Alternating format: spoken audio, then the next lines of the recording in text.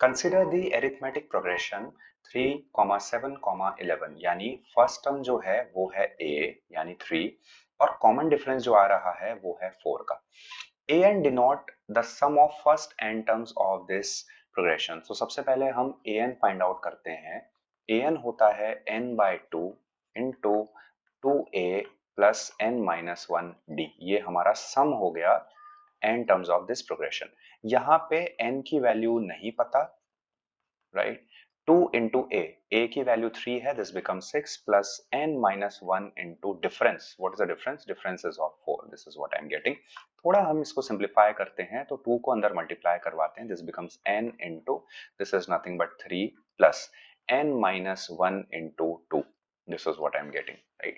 Now let's solve it further. So this becomes 3n, या इसको let's say 3 into this part, 3 plus 2n minus 2, यानी यहां से हो जाता है 2n minus 1. So this becomes n into 2n minus, sorry, 2n plus 1. 3 minus 2 will be plus 1, yeah. So this becomes 2n plus 1 into n. और थोड़ा इसको simplify करते हैं तो ये बनता है 2n square plus का n. This is the value of an. Right, what I have to do now? I have to do the summation. यानी मुझे क्या करना है? summation करना है। कहाँ तक करना है? 1 से लेकर के 25 तक।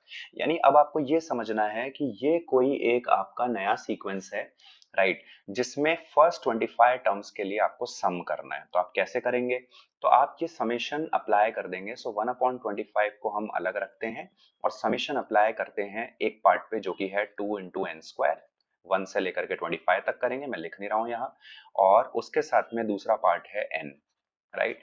तो सिग्मा n स्क्वायर जो होता है यानी sum of square of first n natural numbers, consecutive natural numbers, ये होता है n into n plus 1 into 2n plus 1 by 6, right? This is sigma n square, right?